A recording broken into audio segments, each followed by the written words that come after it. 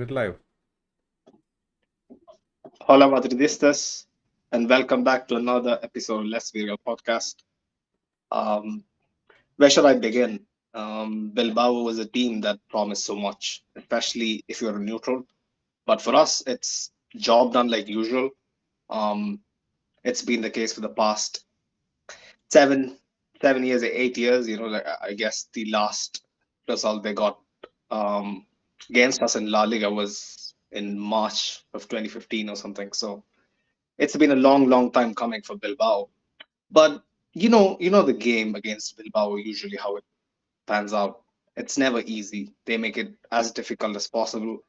Um, they're not your team that always goes gung ho. They have a very clear plan, a tactical backbone to how they operate. So we got the job done.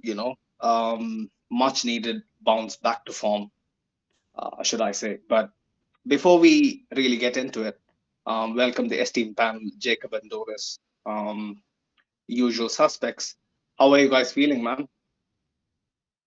Good. Couldn't be better after this game. Yeah, I had like low expectations heading into this game, but there were some good things on the pitch today.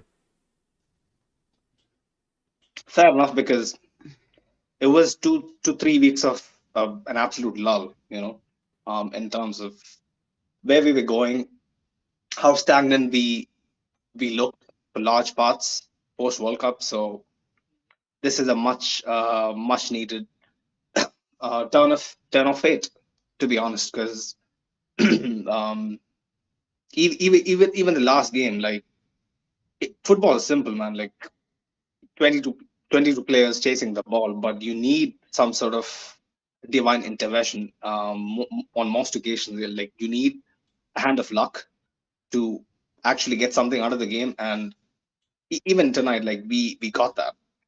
Um, I don't know if I should be considering ourselves lucky to be in that position, or maybe our teams to show a bit more initiative. But like I said, 3 points away at the San Mames. It's not your routine. Routine. They at the market. Bilbao makes it tough, man. Like always. So yeah, Doris, let me know what you felt with the starting 11, especially Uh, the defense. Especially who? The defense. The defense. Yeah. Well, it was probably expected that it was gonna look like this. Both uh, Carvajal and Alaba are out, so it had to be like this. And Nacho, as we all know, is so good at whatever he does. He's a great filler in defense. And today I thought he was really good. And with the resources, that Ancelotti had, I think the lineup was pretty much perfect, I would say. Fair enough. I thought again maybe Rudiger might find the axe, but like you said, like the resources kind of forces their hand. And at least in my opinion, the first 20 minutes for Rudiger was shambolic. My God, he had some of the worst clearances, some very shoddy man marking. Like I have this issue with Rudiger, yeah. Like I don't know if it's warranted all the times, because some of them work, because when you get too tight to your opponent, if he is if he's of the right caliber, like he'll absolutely turn you. Like he'll notice that the first few times and maybe shy away from just nicking the ball between your legs, or maybe like giving you the shoulder and dropping your shoulder and like going the other way. But the more often you do it, like attackers know, man, like they look for cues, they look for body language, and that's my slight gripe with Rudiger. Like he lot often, like he gives away what he's gonna do like beforehand a bit. um but good for him, like he grew like tremendously like throughout the game, like from that period onwards, like when the team was on an upward trajectory. Like Rudiger really like stamped his authority into the game, and yeah, like like held the fort down, man. Like it's it's not an easy first year for Rudiger. Like it's not ideal circumstances. Alaba is missing. Chouameni is out for 3 weeks. I hear. So like he needed to get the job done, and like fair enough to him. Like post the first like 20-25 minutes, like he came out of the game in good shape.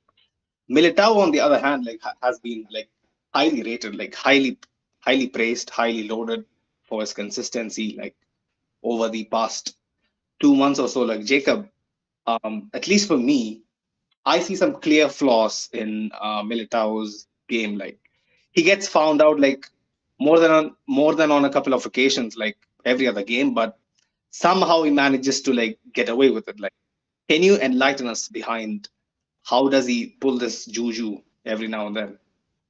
I mean, Militao is out and right like our best CB out there, so like you can't really fault him. And he does have these, you could call them brain farts like 1 or 2 times a game. We especially saw it in the second half with Nico Williams' chance. He completely slipped, and then it was up to Nacho to come and save his ass. So yeah, he does have those moments like that. But you know what, like really stood out for me in the first half with the defense. It was that whenever Courtois got the ball, like he completely like avoided passing it to Rudiger and instead passed it to Mendy or Militao. Yeah, And I he feel knew. like He knew. everyone on the team knew, and then I feel like that was a good decision, and then that really helped with our ball progression and us keeping hold of the ball when it mattered. Absolutely. Like glad that you mentioned that because I was going to get into Thibaut as well.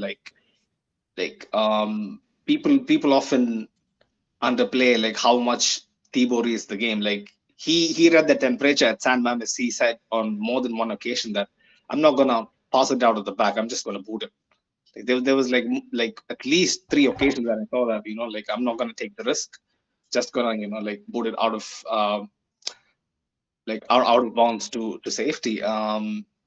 Yeah, man. Like you said, in my opinion as well, like Rudiger needs to gain the confidence of his teammates. Like he is still kind of new. Like even though he's experienced, he's a veteran of the game. He has won a Champions League. He has won titles elsewhere, but this is a different level. So for him to, you also got to understand that Rudiger wasn't never really as good as Alaba.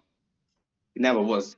Like obviously Alaba played a different position. He's a specialist left back who was an attacking left back at Bayern, but the levels are not the same.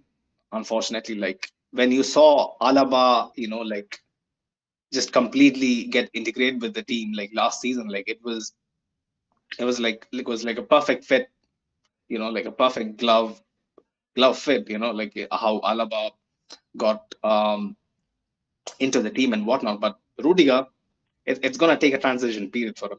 Like it is only a matter of time.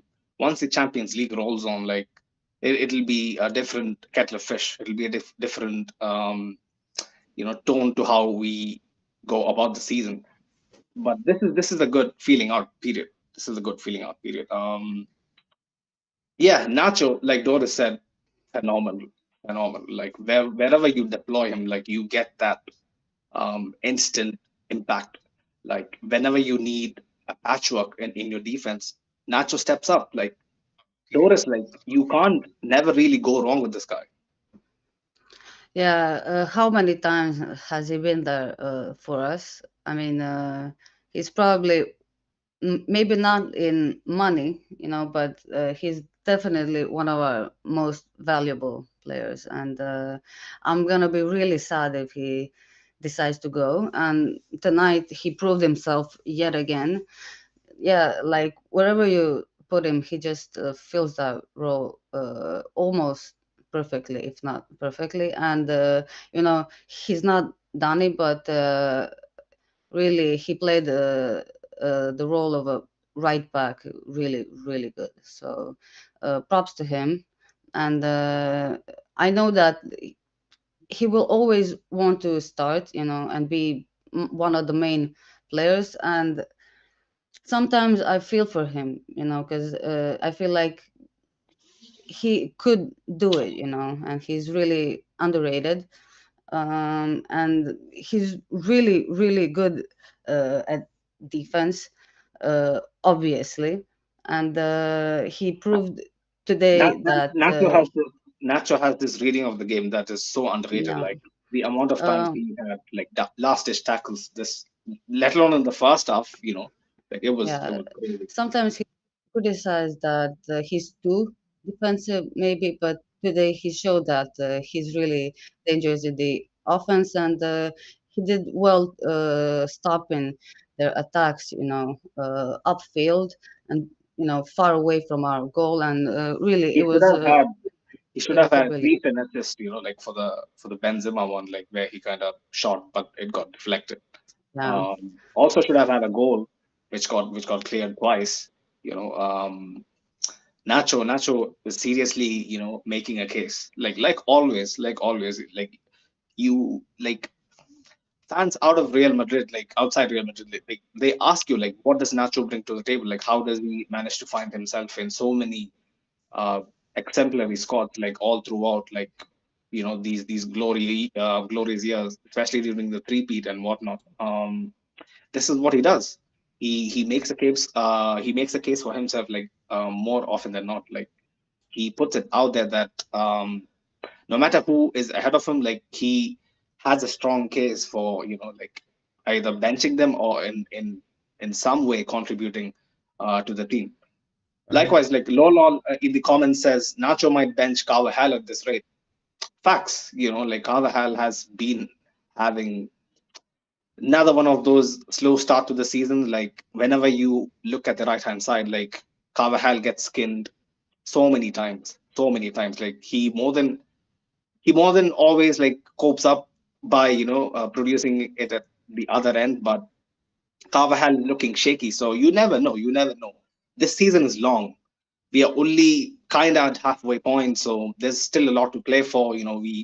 We go to Morocco in like a couple of weeks, go to Anfield in 3 weeks. So yeah, man, games are thick and fast and coming. So we need legs. We need legs.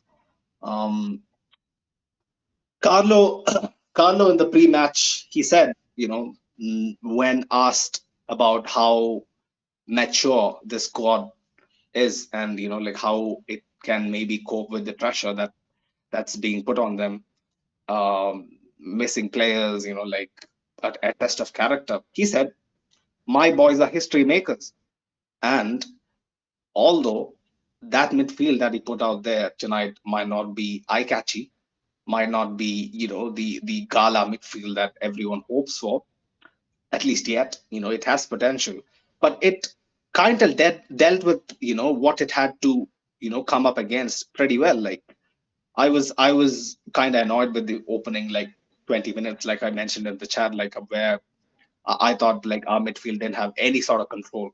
But fair play to the three of them, like Fede, Camavinga, and Danny Ceballos. Like they grew in confidence, like especially after the goal. Like although they had to weather another set of very relentless Bilbao pressure in the early stages of the second half, like they stood strong, man. Jacob, like how do you think our midfielders fared, especially Ceballos, like who got the green light to start, like after impressing midweek.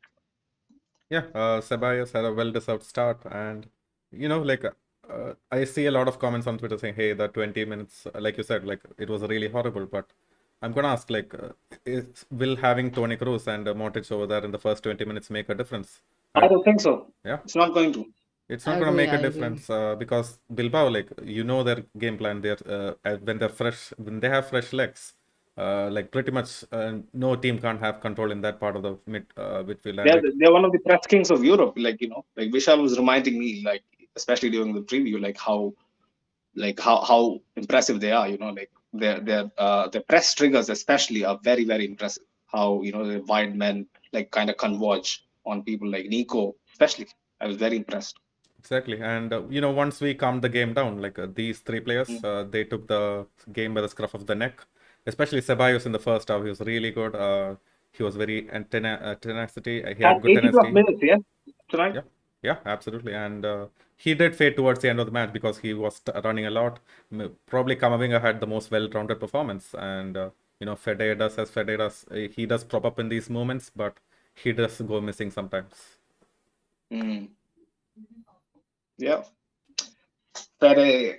I had a couple of gripes with Fede. Like I would like for him to ideally take on a few men and like try to beat a few men rather than like looking for the easy balls sideways, or like looking for the safer option. Like I would like Pere to be a little more adventurous, especially like because playing the way Fede is playing at the moment, devoid of devoid of confidence for sure. Like it kind of nullifies or negates or stifles his best traits, which are being super athletic, using his pace and energy to progress the ball up the field. Like Jacob, do you think he's doing that enough? Not at all. Like we saw this drop off maybe for the past 2 months now. He hasn't Mm, had any of these line breaking runs because that's what he comes to this team for. Like especially in the starting 11, either be in midfield or in the right wing. You expect him to take on players, at least put the ball like in space and then run towards it. But maybe I found one instance of that happening this game. So yeah, he needs to do this more often, and then I feel like Carlo, it's a kind of a Carlo thing as well to instruct him to do so. mm. Fair. That's a fair assessment on Fede. Doris, I kind of need you to help me out with this for a bit, yeah, because I kind of completely wrote off Mendy and moved on to the midfield. Mendy for me was anonymous. Like last game, I was singing his praises because he was really immense away at Ceramica. But like tonight, I thought like he was good, but still, man, like there were so many glaring mistakes from Mendy, especially on set pieces. Like, do you Yeah. think he can turn it around like this season? Like, Um, the case of Mendy is a curious case, like he's a quality player, and no one can deny that. But it's amazing how many mistakes that man can make in a game, and maybe those are not like huge mistakes always, but you know the thing that stands out to me the most is his inability to free the ball and get it back to his team. Mostly it goes for a corner or a throw in, which it's okay as long as it's safe. But I feel like when you look on our other side, maybe Dani and even Nacho showed how well they can, keep the ball and get it to their team. And Mendy did do well a couple of times. Vinny helped him and some other players. But I think that's the biggest thing that stands out to me for him. And his spatial awareness sometimes is, I don't know. There was one shot. I forgot when it was. He looked on his right, but not on his left. It was when Inaki was running No, at the goal. He looked at his right, but not his left. Like it's more important to look behind you than in front. Like, I don't know. And exactly what I thought was gonna happen happened. He didn't get to the ball. But yeah, I feel like those kind of mistakes is something he could work on, because it's literally just turn to the left, dude, or turn to the right. It's not that crazy, but it's in the heat of the moment. I know it's difficult to think straight, and maybe it's just his focus, or he just panics, but he's still a good player. He saved us many times, and then sometimes like we say, he has those brain farts, which sometimes hurt us. But at least tonight the team defended pretty well, and there was many times that maybe the team was forced, all 11 players to be on our side, not necessarily because of Mendy, but Yeah, still, um, it was a good completely. from our defense, but nothing that would stand out from Mendy. Mm. Maybe a Yeah, couple of things that I think he could have done better, but all in all, it was an okay performance. And Inaki is very difficult to defend. So yeah, Rudiger and Mendy did pretty well there. And it was Nico on the right side, right? yeah, it was Yeah, Nico. it was And Both what? of exactly. them, Yeah, both of them, yeah. and It, one it more. was interchanging sometimes. Yeah. And Yeah. Mm. one thing that I noticed in this game was like in the first 20 minutes, like he was one of the shining bright lights. He went through the byline twice, and then he had a cutback for Benzema. That was our first Yeah. chance. We need to see more of that from Mendy. And as for his like carelessness in possession, like do you guys remember when he used to do roulettes and rainbows like near our penalty box? He needs to bring that back because nowadays what he does is he just panics and just hits the ball to the nearest player. You know what? And I It, panic when he does that every time. So no, please Mendy is don't. like secretly like a Kidding. huge like admirer of Zidane, because the Zidane Pero is he loves them, like he loves pulling one or two of them every now and then. But for me, this the only way that you can explain Mendy's up and down season, up and down form every now and then is that he is the man made for the big occasions. Like you see the City game, you see the PSG game, you see all the major knockout ties we won last season in the Champions League. Mendy was a pivotal part of the defenses that came out on top. So I completely expect him to turn it around. Like people people tend to focus on his attacking deficiencies more often in La Liga, where teams kind of sit back and kind of invite us on. But in the Champions League, where we need bodies at the back, Mendy is going to be very crucial, very crucial. Right. So back to midfield, we kind of talked about Fede. Kamavinga, probably the best of the starting trio tonight. I read like during halftime, like he had like 8 ball recoveries in the first 45 alone. He ended up with like 16 or something. So yeah, man, Kamavinga as kind of a DM, he's not a pure DM in any by any stretch, but like he does do a job, Jacob.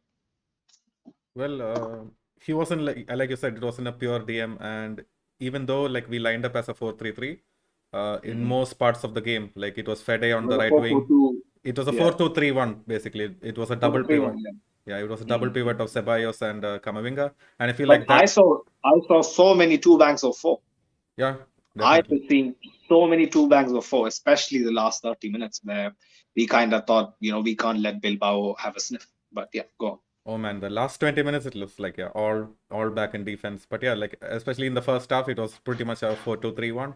And I feel like Tchouaméni and Camavinga, like that's the midfield duo in the double pivot that we might see in the future. And I feel like even Tchouaméni can benefit from that because he doesn't have that exceptional positional sense as Casemiro. So maybe having another player alongside him, like will help him a lot, and especially in possession and going forward. Yeah, I completely agree with that, because Kamavinga is the perfect, I think, it's perfect reincarnation of a modern box to box, I should say. Like Chouamini has a goal in him, but I think Kamavinga adds so much more going forward. Like especially while breaking out, like Kamavinga is like up there with the very best. Very very best. Yeah, man, he had a brilliant game. I'm so happy that Carlos. This is the thing with Carlo, man. Like this is why Farouk should be staying up, not sleeping, and listening to us, because Carlo might not be the flashiest coach out there. He might not be the most, tactically astute, the guy who, like asks like players to mark certain zones, like don't let this scenario happen, like never be put in a 2v1, blah, blah, blah. But whenever he does these kind of substitutions, whenever he like trusts his intuition, or maybe I don't know, his son is doing all the magic behind him, whatever the case might be, whenever he opts for a change in plan, it works out. I don't know how, I don't know what aids his cause, but the trio that started tonight, like all made a case for themselves, like these past 2 3 games.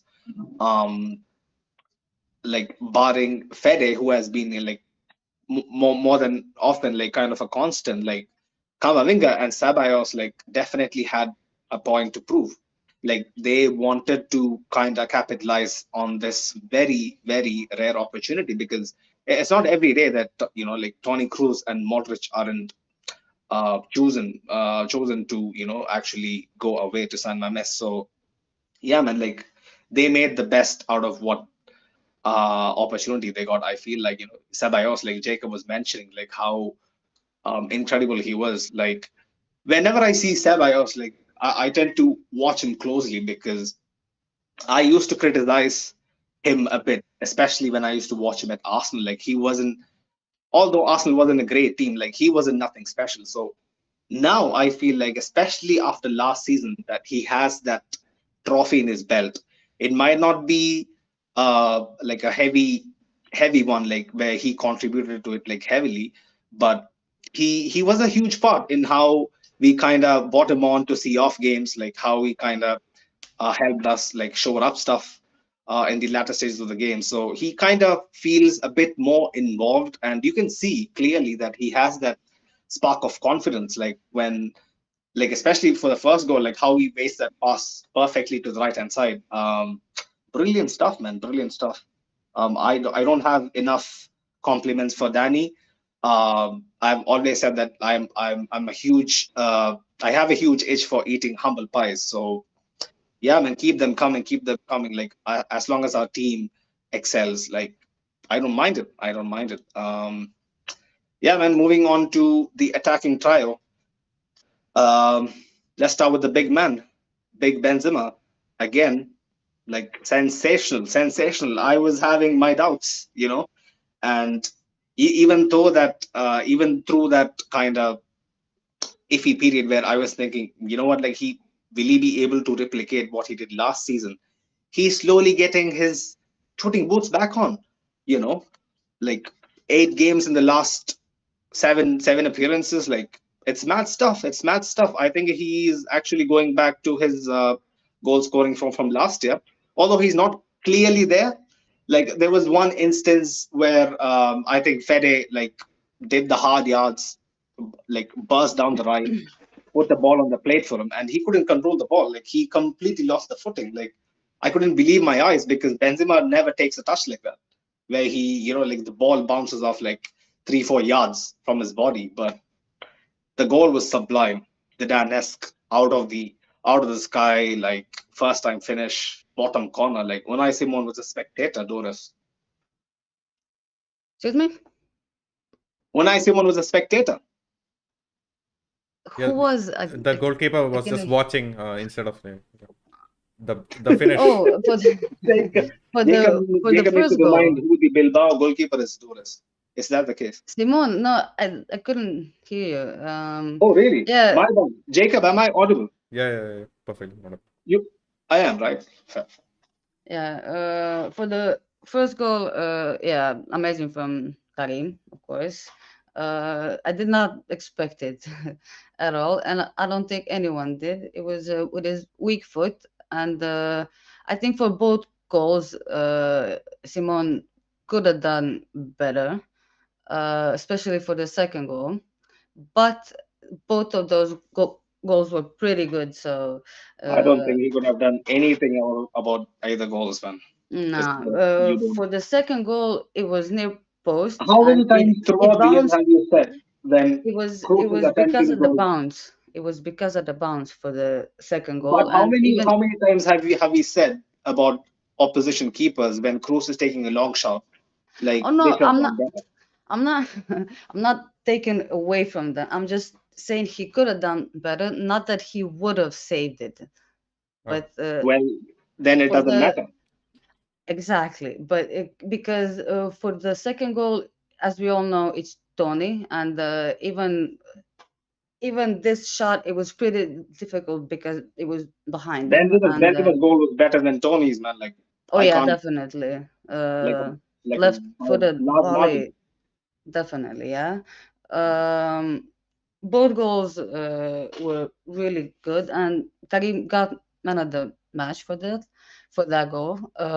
And he was pretty good the entire game, which is nice to see after the season he's had, and even now he's still pushing for goals, more goals, and he's on like 13 now. And he didn't play that many matches, so yeah, props to him. um, Both goals were incredible, obviously, and Karim's really it was one of the best probably, and it's so Karim like to score a goal like that. Mm. The first goal, like it was insane. Danny breaking, and then like he puts it down the right to Fede. Fede crosses it, and Asensio, I Yeah, don't know how what he does. I have no idea how he manages to just leap above both their centre backs, although inexperienced, but they're like tall, lanky guys. Like he manages to out jump them and basically plays a inch perfect ball behind to Benzema, which Benzema takes with aplomb, man. Jacob, a lot of Zidane in the finish, don't you think? Absolutely. Like I was totally expecting him to take a touch and the chance to go away, but me then too. Yeah. Yeah. completely surprised me with like a perfect volley to the right hand corner. Mm. Simon was like, oh, maybe it might be wide, but was too sweet, too sweet, too sweet. Well, not too sweet. If it was too sweet, like it could have gone up, like over the bar. Maybe the right amount of, like Correct. finesse to place it. Um, yeah, man. Like I think he has become the fourth. If I'm not, like I'm doubtful if it's fifth or fourth, but yeah, he has overtaken Di Stefano to become, I guess, the fourth all-time Real Madrid top scorer in La Liga. He's tied with Raul, I think. So yeah, man, Benzema keeps it moving. Like I just hope he doesn't get caught up in this, post Ballon d'Or blues. Like I don't want that to happen because without Benzema, we are nothing. He Absolutely seems to nothing. be coming back pretty well, I Yeah. Yeah, think. Do you guys yeah. think he can go on a Pichichi run with Lewandowski? How, I doubt it. and Doubt how it. many does Leva have in At least five La more, I Liga? guess. At least five more at this point. It all depends on him, I guess. Mm. And he's in good form. We cannot deny that. So we'll see. I hope so. I hope so. See, I don't doubt the fact that Lewandowski is a better goal scorer, but the very fact that he's going to be having the trial run against feeder clubs in the Europa League, like he's going to be in much better nick, in terms of goal scoring. So, like I clearly see him finishing top scorer like in La Liga, but as long as Benzema bags the ones that matter and drag us to the title, I don't give a fuck. Like I'll be honest. I'll be Yeah, honest. true. Mm, yeah, Benzema back in business, but Asensio, See. what can we make of this guy? Like I'm still in two minds because last game I was singing his praises. Tonight he wasn't bad, not by a long stretch. He was okay, but boy, that chance around the 65th minute or something, like it was there for the taking. Like I don't know if it's Asensio that needs the hardest probable, chances for him to fall into place, but that shot should have been pretty straightforward, right, Doris?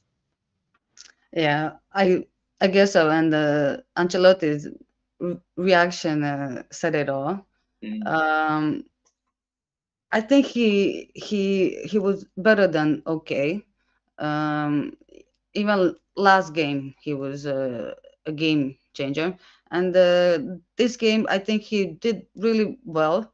He's not a star player in our team definitely, but he was good. He did many things right, and for that chance, I mean we all know he should have done better. And usually, I think he scores that 99 times out of 100, but maybe not 99. It's Asensio, but but it was bad luck for him, And yeah, I think he had a pretty good game. He got subbed off later, and it was pretty much for tactical reasons, for energy and to keep our defense in the second half, and we still scored, and our team just had a really really good game, and I think as a whole squad we had a really good game. Maybe some players were not, maybe Vinicius wasn't the best this game, but he does many things right and then many things wrong, and that's kind of an occurring theme for our whole squad, doing many things right and many things wrong. And yeah, I hope that he stays after this season. His contract is up this summer, and he's Spanish, and I really want him to stay. As you know, he's one of my favorite players. So yeah, I think he did well this game. Yeah, like I would say if Rodrigo had started, like we would have a worse game on our hands because Asensio helped so much in bringing the ball out, even though he wasn't that great in the final ball in attacking or anything. But he was so crucial in keeping possession in most stages of the game. You could say back in the day, rewind maybe like 4 5 months, especially beginning of the season, end of last season. The case that Asensio didn't have, at least in my eye, as a very, very layman guy who watches the game. Um, Asensio has bought that side of him whereby he tracks back so much. His defensive work rates are like through the roof this time around. Like last season, I didn't see him shadowing his right back that well, like how Rodrigo did. Like Rodrigo was very, very supportive of his wing back. But now, especially tonight, like I started noticing that Asensio is always back, helping out in defense. So yeah, man, like he clearly has that like spring on his back. Like he's playing for his contract. Yeah, and Yeah, man. he started as on the right side, but he was everywhere on the Yeah, on really, the pitch. really, yeah. And I would say that the least amount of time he spent on the right side, but it did it served us really well, and it gave Valverde some more space to go on the right side, and it was a good decision to do it that way because it led to a goal from Benzema. Fair point. Let's talk about Vinicius. Jacob, like, what do you think? How he was kind of trying to. Is someone fucking eating a chip? Right. No, Was it you, Doris? No, I was it was a water drinking bottle. water. Sorry, Oh, fair, fair, sorry fair. but that makes Because I heard a chip cracking, I thought, okay, fucking hell. no. Um, yeah, Vinicius for me has been on the ascendancy, like at least since last game. Um, I don't know about tonight. Like there are games where I feel indifferent about Vinicius, and today was one of them. Like, did I feel he was shit? No. Did I feel he was excellent? No, as well. So Jacob, take it away, man. I think you basically summed it up by using all the right words to describe Vinny just now. You said kinda, sorta, maybe. So yeah, it was one of those kind of performances, like he did have some Kind good of, sort moments. of. Yeah, kind of sort of had a good game, kind of sort of had a bad game also. Like in defense, he was pretty atrocious. He let his man go multiple times. He doesn't track back as much as he used to last season, which is kind of annoying. I think it's just clever stamina management. Yeah, most I probably. think it's a clear indication from the coaching staff. And Oscar Di Marcos, like he had a really good game against Vinny as well. Like he didn't allow him to run behind him at all. He either fouled him Very or checked astute. him at all. Yeah, totally good game by the right back. So Vinny had limited chances, and whenever he cut into the middle, that's when he actually found a bit of joy. And instead of finding a quick pass, because most of the time the attackers weren't available, like he also like ran into trouble afterwards. So no end product after that. So But still, like those runs into the middle, they caused havoc for the defense. Right. I completely agree. Completely agree. Like, I think it's that period, it's that like stagnant period we always have as a team, and we're kind of recovering from it. And Vinicius has also been a part of that resurgence.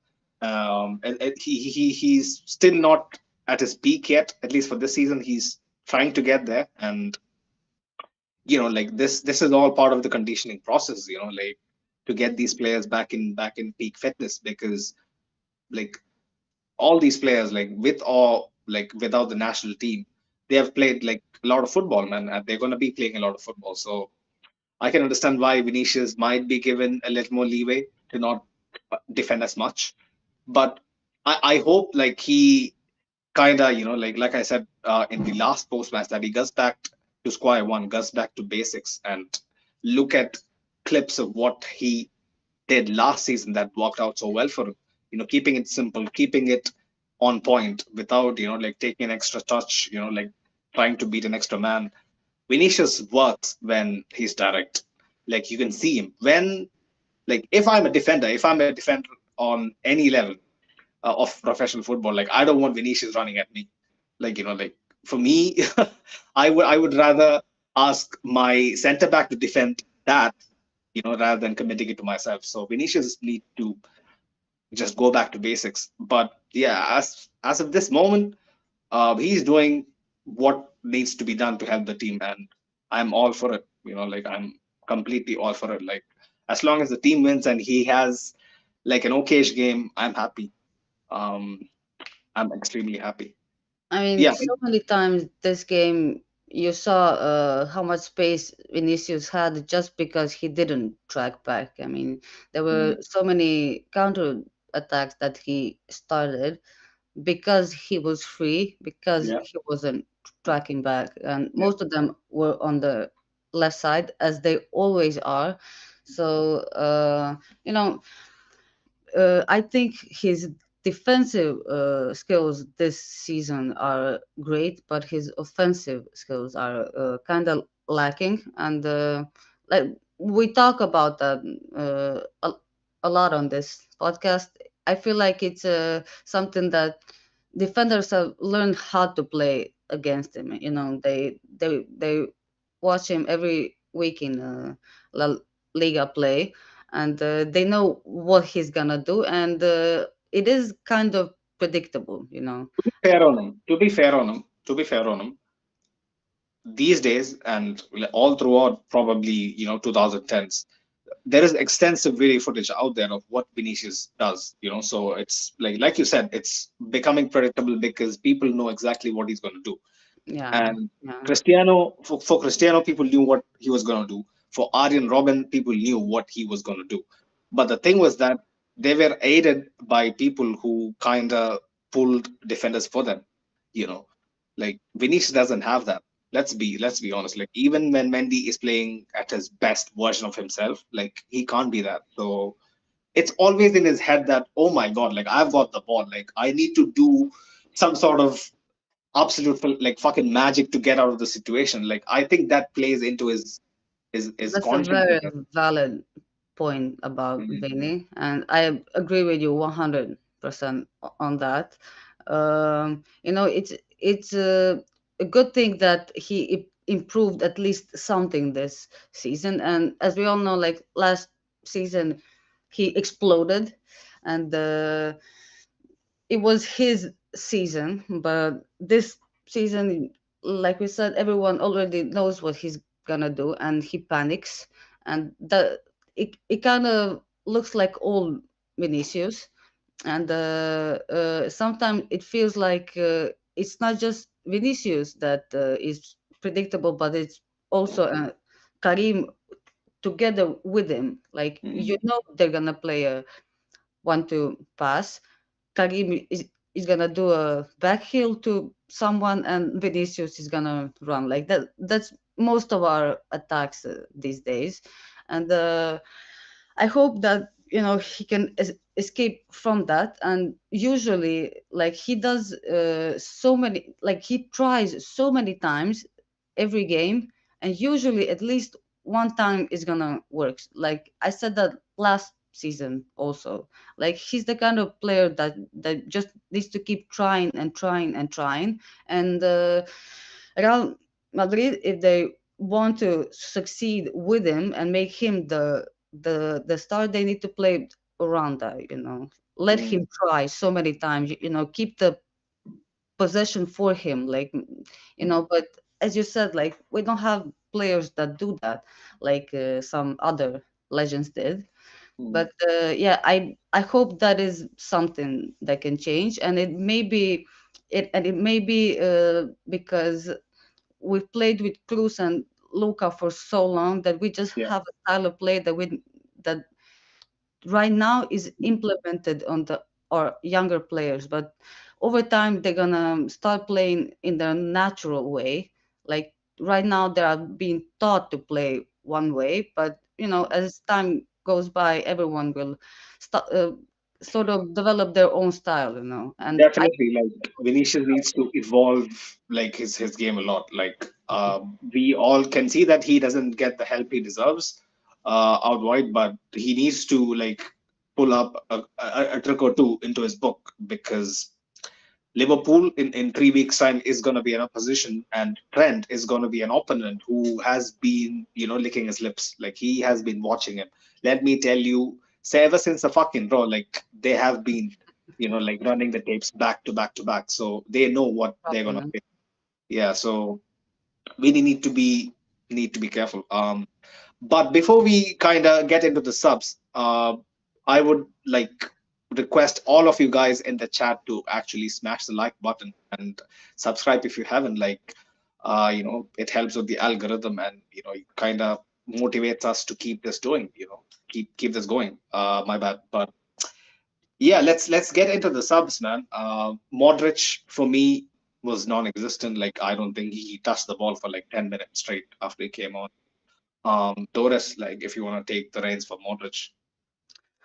Yeah, Modric was sort of invisible tonight, but at least he didn't make mistakes, which was a Mm, good thing. And yeah, he did come at a time when the game was heating up. They were really trying to come back, and he was sort of just put into an explosion. But all in all, I think he did all right. Like. He didn't do amazing, and um, maybe it wasn't needed for him to be substitute on, but he still did well for this game. And Tony also obviously being subbed on, he scored. So I would say Wait, wait, uh, wait, wait, wait, wait. Like 20 minutes ago, you were saying that Unai Simon should have done better, right?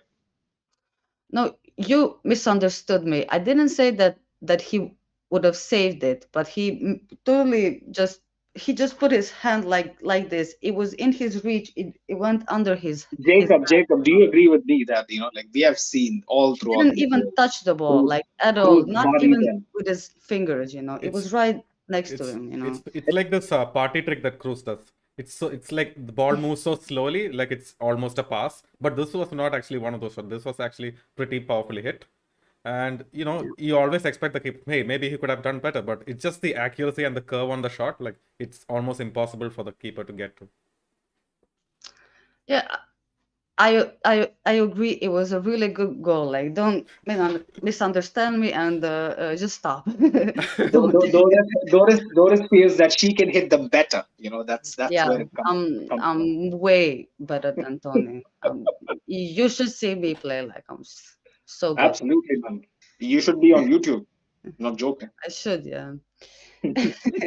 With my skills, definitely. Uh, but yeah, Tony was probably the more impactful sub this game, with scoring and all. And I think Rudiger was even yelling at Tony, just go, go, go, and obviously he scored. So yeah, our substitutes served us really well, and Rodrigo came on, and that was an assist from him, I guess. Did he assist or No, It it was a was pre-assist. It was a pre-assist, I guess. yeah, Rodrigo. it was a pre-assist, and obviously he did really well controlling the ball. So yeah, our substitutes worked pretty well. Wait, And for me, Rodrigo assisted the ball to Cruz, right? I mean, Tony Cruz, right? Like, or was it the Mm, pre-assist for Rodrigo? it was the pre-assist. Who was it who passed it to Tony? Was it Valverde? I was I jumping. I think didn't it see. was Fede. Was it? Was It it was either Fede or Rodrigo, man. Like I honestly don't remember. fair, fair. Anyway, he still like the control he had that released the ball on the right side for Valverde. I think so, yeah. And yeah, Oh no, the it was Rodrigo. So Rodrigo passed it to Valverde. Valverde passed it to Valverde Rodrigo. back, Yeah. So yeah, Rodrigo, yeah. yeah, and yeah, obviously, good game from Tony and So this Rodrigo. is this is Modric the thing was with kind of Doris, yeah. I visible. was asking her just about Modric, but she covered it for Oh, everyone I'm thing. sorry. So I thought you were gonna go like, no, yeah. no, no, it's all good. It's Sorry. all good. It's all good. It's all good. It's all good. Yeah, man, Jacob, like, what do you have to add? Substitutions again. This magic that Carlo has, keeps on giving. Well, yeah, like of course, when the opposition is looking for a goal, like they go all out, and then we have a higher chance of But scoring. we still need to put it in the back of the net. Yeah, and these are really smart players that he brought on. Like these guys know, have done it time and time again. Cruz, Rodrigo, these guys are players with like calm heads. These are no Marianos that are coming on. So, you know, there is always higher chances of You scoring. you you're simplifying it way too much. You're comparing Mariano with Rodrigo. Come on, taking the piss, Jacob. Uh, I'm not having it. I'm not well, having it. well, You gotta give them a bit more credit. Honestly, like true. we have been here on days where we absolutely slayed these players. Yeah, but on days like tonight, like although the score or the performance might not look as pleasing, San Mames is not an easy place to play again. Yeah, So you're right. for them to get the job And done, when the camera panned to like the bench, it was strange yeah. seeing Mariano sit amongst the likes of Rodrigo, Toni Kroos, and Modric. He was just so out of place in that bench. It's always been the case. Like I don't need to, touch upon Mariano or Hazard or any of those guys. Like honestly, they're out of the picture. But the subs that Carlo makes, like still does the trick. Be it 2022, 2021, or like even in 2023, it tends to do the trick. Like I'm incredibly like surprised every time, like how do these work out. Like it doesn't just, I don't think it's just about stamina and like fresh legs against tired legs. They have this energy, or they get motivated when they're coming off the bench to like help the team out. So Nacho, after the game, he came out and said, like, I'm so happy to help this team. Like, I love the team, but when I don't play, it's a different scenario. Like, that coming in from probably the best number 12 in European football for the last, like 5-6 years, hands down. Um, it's a sad sight. Like we have always, every one of us has like said how Nacho deserves like so much more minutes, but this rotational policy, forced out due to this, like heavy fixture list is kind of giving everyone a new leash of life. Like I'm happy to see that, man. Like this is really good stuff. Um, that vote of confidence. Like let's get into Carlo, man. Now, yeah, that vote of confidence he gave that midfield after the last game, it wasn't small. It wasn't a small feat. Like it's so unlike Carlo that this is the man. Like we are mere mortals. Like that's what I feel like when I see Farouk, a 25-year-old, come on here and slander this man who has managed at the top level of the game for over like 3 decades. Like when I see that he himself is reinventing the wheel, the very wheel that led him to like 4 Champions Leagues, like this is what our club does to people, man. Like when I when I hear about Jude Bellingham, oh, like will he work at Real Madrid? Like I told these guys like over a year ago, like if we get the players, no matter what their attitude is, no matter what their outlook on football is, like once they wear this camiseta, like it's different. This crest does shit to people, man. Jacob, like Carlo is like slowly trying to get our confidence back. Is it like, does that have any substance to it? Absolutely, and his post-match comments reflect that. So he had a really good high praise for Camavinga and for Ceballos as well. He said Ceballos is a really quality player. If not for the others, he should have played a lot more. And he did explain like why Toni Kroos and Modric didn't start. So Modric was coming off of like a dead foot, and then he didn't want to risk Modric starting the whole game basically because it was an intense game. And then Toni Kroos like desperately needed a rest, and Carlo did say that. So maybe like next game, like don't expect too many surprises, but it's games like these that we need these players to step up, and then they did. The league is won on games like these. Telling you, you know, like all throughout these years, like games like these are what decides leagues. Like when we face an opposition, maybe on our level or maybe just a tire below us, like we are much more on our toes. But it's easy to underestimate Bilbao. Not the players, but from a tactical point of view, you could say, "Oh, you know what? Like let's get the let's give the kids a run. Like probably they might help us out." But yeah, man, his biggest trump card was Kamavinga tonight. For me, my man of the match. I hope this vote of confidence that Carlo gave Danny Ceballos, like Ceballos is much more seasoned. Like he's gotten into the groove of it. Like I completely believe that. But Kamavinga, I feel like would like tremendously benefit from tonight. Doris, like don't you think that a 20 year old, so like for him to like make that yellow card, still stay composed, keep his head, and like repay his manager back, like it's gonna like help him out a lot. Yeah, it's a. I mean, our midfield is a difficult place to,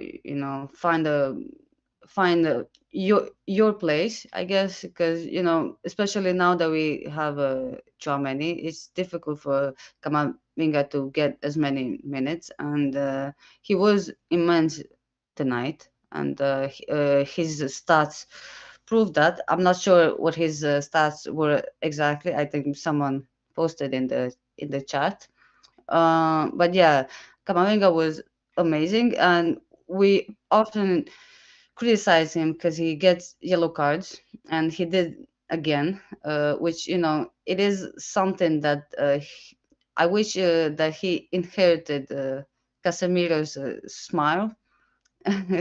But yeah, he seems to be drawing a lot of yellow cards, and like you said, even though that he did get one this game, he still stuck the game out, unlike other times that he plays. um yeah, he did really well, and he was, to me, probably the man of the match for tonight. Jacob, do you agree? Absolutely, like there is no question to me. Like Camavinga was the man of the match, and even the yellow that he got, like it could be argued that he got the ball first, and then Yeah, uh, yeah. Yeah, so definitely. it wasn't a stupid tackle like he usually does. He had a really composed, mature game today, and then it was so encouraging to see. Mm. Um, Even if you call a foul, I feel like the yellow was undeserved. But yeah, well, when a player goes down screaming and then holding his leg, like the referee almost has no choice. Yeah, he has to give in to the emotion. Game is a game has gone soft, man. I'll be completely honest. But yeah, like only gripe for me, only like dampening bit on it is that this is Bilbao, and Bilbao's midfield isn't the best, like. But this is the good litmus test, good away trip win. This will help them, for the crunch part of the season. I'm pretty sure. But yeah, man. A couple of final things. Yeah, Ancelotti was asked, like, is this a team A and B situation like in 2017, where he said we don't have plan A or plan B. The plan is to choose a lineup every 3 days. The plan is to win the games, nothing more. But I genuinely feel like, at least in the midfield department, we have kind of a team one or 1.5, not team one or two, because there'll be a constant in like either one of those teams. But we genuinely have like depth to rotate in midfield, which again kind of helps the attack in a bit, maybe like putting Fede at right wing, or like shifting him onto midfield. Like we have that flexibility and a different twist to the jigsaw compared to last season, which, like, in my very honest opinion, considering the lack of business in the summer window, apart from like Rudiger, um, I was concerned, like, would we have a new trick in the book to like go on the Champions League, or like go down to the wire in La Liga. I think we have that. Like it might not be much, but it's honest work. It's honest work. Yeah, I guess that's pretty much it. Jacob, like, can you give us an update on like when the next preview is gonna be? And it's gonna be a big one, at home, against Atleti in the El Derby. Like, is the preview tomorrow? Yeah, the previous tomorrow because the game is day after tomorrow, and it's gonna be a cracker, Game is guys. on Thursday. No, No, it's on Tuesday, I believe. what? Okay. Yeah, it is on Tuesday. Just check it for me again, because I remember seeing THU, not TUE. Am I tripping? Oh, yeah, yeah. I was tripping. It's Thursday. You Четвърта, were yeah, tripping. it is. Jacob, my boy, come on, man. You can't be high on work. But yeah, It was Well, me. It was me. it was you. Yeah, it was me. Usual. Sorry. There's nothing out of the ordinary, people. Doris tends I to read it. get carried away. But well, I um, guess we'll have the preview on Tuesday then. Tuesday, yeah. Fair point. Fair point. Yeah, like keep your eyes peeled, people. Like turn on the notification bells on if you haven't already. Um, yeah, man, pretty morale boosting win. We were on a slight lull for the like past couple of weeks or so, but we are back. Kind of back. Like I don't have the chest out yet. Like I'm cautiously optimistic. Like the pros say, cautiously optimistic is like either cautiously optimistic or we move in silence. That is either one of those slogans that I'm gonna adapt for this season. Last year, I moved in silence. People were being skeptical that like you can't be confident for even when your team is like playing all guns blazing. For me, when I wear the shirt, like I like to feel that we shouldn't get ahead of ourselves, because the highs can be that high and the lows can be heartbreaking. So we just got to keep level headed. There's plenty to play for this season. Not all hope is lost. The team looks like it's on a resurgence. So yeah, man, fingers crossed, especially Copa del Rey. Not the fanciest of trophies out there, but if we can get that in our cabinet this season first, it'll be a great acquisition for Carlo. Remember, we wanted with him last time out, so yeah, it's gonna be a mad one against Atleti. The last game, I think, was it under Carlo too, or was it after Carlo? Jacob, do you remember? I think Last it was game the is Torres game when Fernando Torres faced us in the Copa del Rey the last time. hmm. El Derby was played. I think it was round of 16. I'm not sure, but yeah, it's gonna be a big one, big one. Yeah. Any final thoughts, people, before we wrap this up? Well, I'm not sure if we should continue like on this podcast, but I was thinking about this for the past few days, and as these big games Mm. are rolling up, I feel like you have Chouameni on the pitch, although but we are gonna be missing Casemiro, guys. I'll tell you why. Because in these big Mm. games, Casemiro used to drop like 10 out of 10s, like almost every big game, and then he immediately raised the ceiling of the team. Like we could take on pretty much any team and then come out on top with him. I don't know if like Chouameni is gonna step up for that. You know what? Let me beat you to that. Chouameni is gonna come in clutch. Trust me. Trust me. Let's I'm see. telling you. I'm telling you. no ordinary players walks into Bernabeu and puts on this jersey. And Tchouaméni is no slouch. I had my reservations before we signed him. I was like, come on, man, League One, Monaco. Is he that good? Is he that good? Because I saw Kamavinga and I had that PTSD, slight PTSD. Kamavinga is not a bad player, but Chouameni is at least a couple of tires above. So he has that, bro. In the World Cup, especially, I was so fucking impressed, man. To play in that France midfield, you know how fucking chaotic that France midfield is, especially with Griezmann playing whatever the fuck he's doing. I mean, not nothing detrimental, but the It's free detrimental to positions and defense, what. yeah. Yeah, like Chouameni does a excellent sweeping role for France. So I feel like he'll have a chip on his shoulder because so many people out there doubting whether he can replicate Casemiro, just like you did right now. So he is listening to all that. He's like he's so young. I feel sorry for him because the other day, the end of the other post match, like I had bought the sub that like while we were live, he had tweeted that apology that he was at the NBA or some shit, and you could see that clearly this fan base has completely intimidated him. It'll be a while before like people like you will begin to trust him, but I trust him very much so, at least at this point of time, and I think he'll come good. So many will come good. Yeah, Doris, any closing thoughts? Oh, you're on mute. Doris? Not really. It was all in all a really good game. We have uh, a hard couple of weeks coming up, and Sociedad is doing really well in the league. That's gonna be a big game. That's the game after Atletico. This was a good game, and I hope we can keep it going next week.